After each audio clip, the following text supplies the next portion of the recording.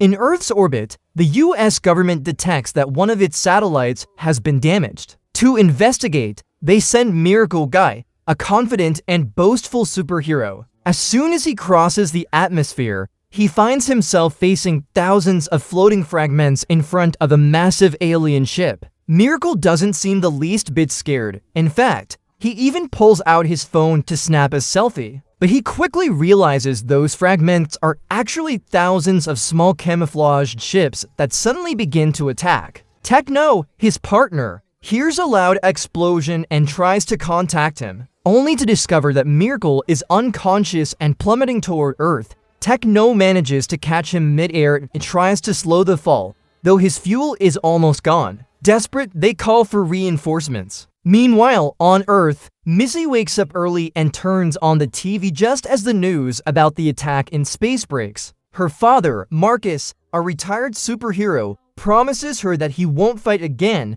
keeping the promise he made to her after her mother passed away. He only works from the base now. After taking Missy to school, Marcus heads to the Heroics headquarters. There, the director, Mrs. Granada, is organizing the strategy to face the invaders. At first, she plans to send only Shark Boy and Lava Girl. But when Marcus reveals the scale of the threat, Granada decides to gather all available heroes, including him. Even though he hesitates because of the promise he made to his daughter, he understands the situation is critical and ends up dusting off his old dual katana. At school, some classmates ask Missy to help them get a ball down from a tree, but she admits she doesn't have powers, despite being the daughter of one of the most famous heroes on the planet. Shortly after, two agents arrive to escort her to headquarters, where Mrs. Granada explains that every time the heroes go into action, their children must be taken to the underground shelter. When Missy arrives at the fortress,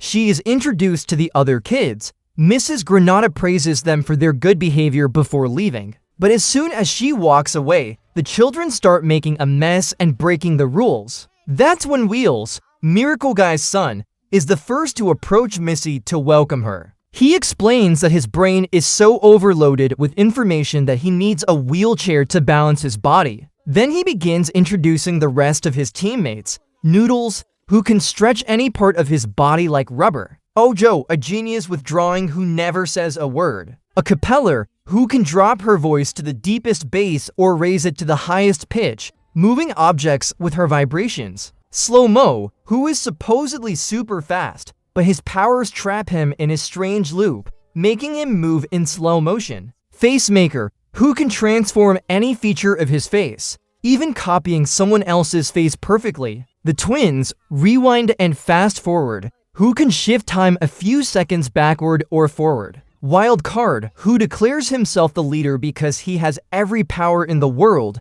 though they appear randomly and he never knows which one will come next. And finally, Guppy, the daughter of Shark Boy and Lava Girl, who combines the brute strength of a shark with the ability to control water. When they show off their abilities, everyone asks about Missy's powers. Uncomfortable, she changes the subject and suggests turning on the TV to watch the battle. The others instantly catch the hint. She has no powers. On the broadcast, the kids watch as the heroes launch themselves against the aliens. Miracle Guy, determined to get revenge for the initial attack, fights the ships but takes a brutal hit that sends him crashing into a building, leaving him out of the fight. Nearby, Shark Boy is piloting a drone when it's shot down and he collides with a news helicopter, ending up trapped by the enemies. In another part of the city, Miracle tries once more to escape, but two ships capture him, and exhausted, he is taken prisoner as well. When she sees her husband being captured,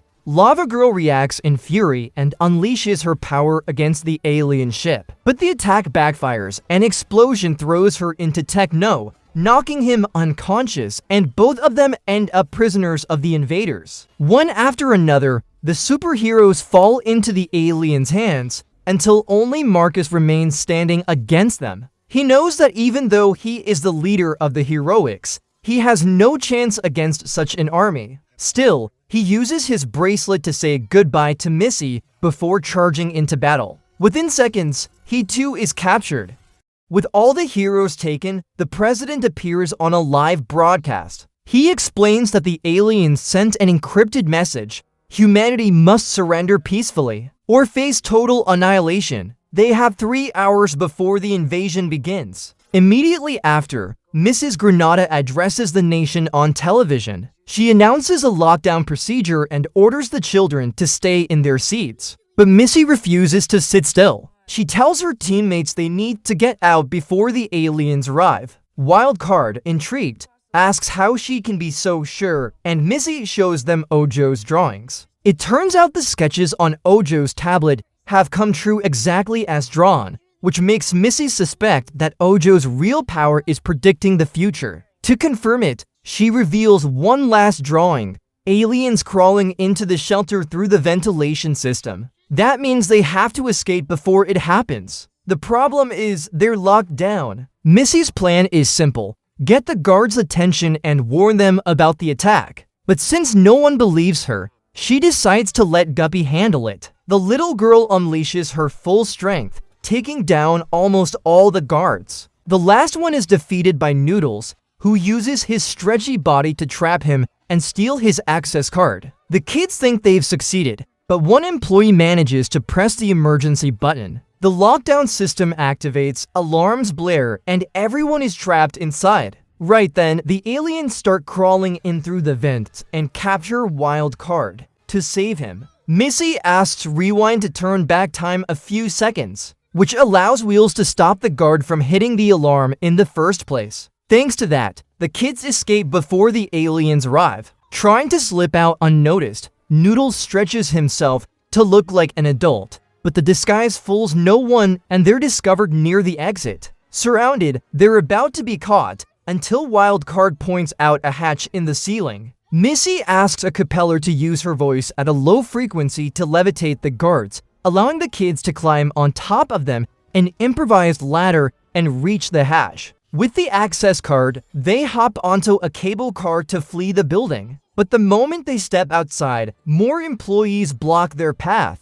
A capella acts again, making the cable car float into the air, but she loses control as it hurtles straight toward a building. Just in time, Noodles lunges forward, grabs onto a pole, and manages to steer the cabin away. A few miles ahead, a capella begins to run out of breath, and everyone wonders where they could hide. Missy suggests one place: her grandmother Anita's house. However, just as they're about to arrive, a capella's voice gives out completely. The cable car plummets, and the kids crash straight into Grandma Anita's garden. When they land, Grandma Anita greets them calmly and tells them there are only 2 hours left before the invasion begins. She knows there's no time to waste, so she takes charge and starts training the new generation of heroes. Little by little, each one improves their combat skills and, more importantly, learns how to work as a team.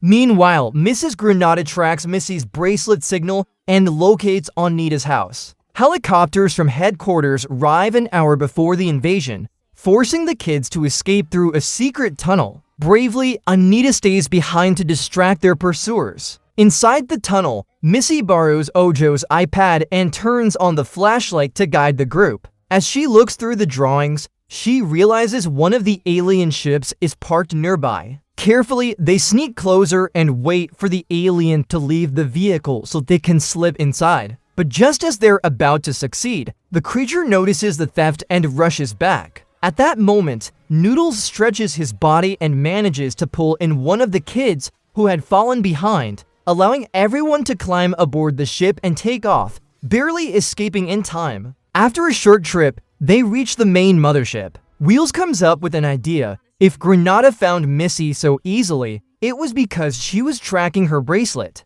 So instead of hiding it, they could use it to track Marcus's bracelet and locate the captured heroes. But before they can organize a plan, a strange noise shakes the ship. Massive tentacles emerge from the floor, thrashing wildly and destroying everything in their path. The kids run until they find an unlocked door, which leads them into a chamber with a view of the ship's core, a gigantic pyramid at the center. There, to their shock, they see the President of the United States calmly speaking with other figures about the invasion as if nothing were wrong. Once he leaves, Granada appears, congratulating the kids for making it this far. She tells them that headquarters was attacked just minutes after their escape, and if they hadn't fled, they would already be prisoners. The children feel flattered, but Wheels grows suspicious. Granada's vital signs aren't normal. Ojo confirms his doubt by showing a drawing that clearly depicts Granada as an alien. At that very moment, the president reappears and admits they've discovered the truth. Granada reveals her true form and orders them all to be arrested. The children are thrown into a maximum security cell. Trapped and with no options left, they decide the only way to escape is through Guppy's powers. The problem is, there's no water in the cell. Missy then comes up with a plan: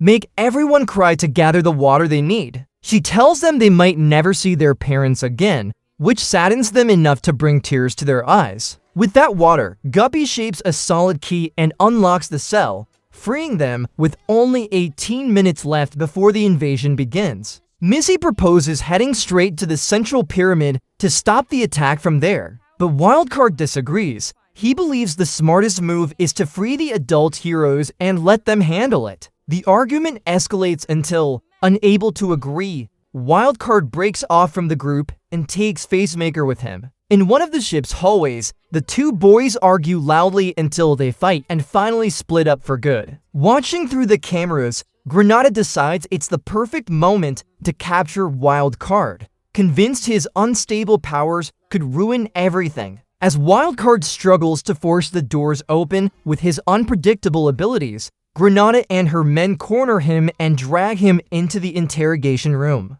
Meanwhile, the rest of the group continues toward the pyramid, but soon they are surrounded by aliens. Despite the situation, Missy keeps calm and organizes the team. She orders a Capella to use her voice to stun the enemies, while Rewind and the others take the chance to fight back. Even so, the aliens manage to capture one of the kids. Seeing this, Guppy loses control and enters Shark Mode, a wild state where she attacks without thinking. With her unleashed power, she breaks through the enemy lines and takes down several aliens, turning the tide of battle in the kids' favor. Wheels joins the fight too. He pushes his wheelchair to maximum speed, and with Noodles extending his arm like a battering ram, they smash through several aliens head-on. But the enemies quickly recover. Using tentacles, they lower chains from the ceiling and capture the children once more. Rewind tries to turn back time, but the cuffs restraining him block his powers. Then fast forward, his sister decides to join forces. She combines her ability with Rewind's, and together they manage to rewind a few seconds. Thanks to that, Noodles turns the tables, pulling down the chains from the ceiling and wrapping them around the legs of the aliens who had been holding them. The group is free once again. At last, they reach the central pyramid. Wheels prepares to hack the system and take control of the ship, but just before he succeeds, a force field appears around the entire structure, blocking their access. Confused, Noodles asks who activated it if no one is nearby. The answer comes from Ojo. She reveals that she herself is an alien infiltrator. Meanwhile, in the interrogation room, Granada tries to force Wildcard to talk about the group's plans, but he refuses. Suddenly, his voice begins echoing through the speakers in the command room. Confused, Granada orders her men to ignore it, convinced it's just a cheap trick. What she doesn't know is that Wildcard and Facemaker had swapped clothes and staged a fight in front of the security cameras. Granada fell for the trap. She chased after the boy who could change faces, leaving the control room wide open for the real Wildcard to sneak in. Surprised, Ojo asks how they planned something so clever. Missy explains that everything was decided in secret while they were passing through her grandmother's tunnel. At that moment, when Missy lit up the iPad, she saw a drawing of Ojo with tentacles and discovered her true identity. She kept silent but shared the information with Wildcard, and together they came up with the deception. With barely 2 minutes before the invasion, Wildcard manages to deactivate the force field and open access to the control room. Now they finally have a chance to cancel the attack. But Ojo isn't willing to let that happen. She pulls out her pen and starts drawing alien monsters that come to life and crawl out of the iPad screen. The group splits up. Missy and the others face the creatures to buy time, while Wheels, determined, works on shutting down the timer and stopping the invasion from the heart of the ship. Granada and her men burst into the control room to try to reactivate the force field and trap Wild Card. Confident as ever, she challenges him, but he surprises her by revealing that he has finally mastered his powers. Now he can fly, unleash electric blasts, and even breathe icy frost like Superman. With those new abilities, the battle becomes a piece of cake. He effortlessly immobilizes Granada and her team. Meanwhile, inside the pyramid, the little heroes keep fighting. Missy asks Guppy to use the last of her water to create ninja stars, then tells Noodles to turn himself into a kind of slingshot to launch them at the ink monsters, pinning them to the wall. The problem is that Guppy is now completely dry. That's when Wheels realizes the pyramid is made of liquid metal and suggests Guppy use it. With that, the daughter of Shark Boy and Lava Girl summons a gigantic chrome shark that swallows the creatures in a single bite. But Ojo doesn't give up and draws even more monsters to attack. Out of options, Missy makes a risky choice.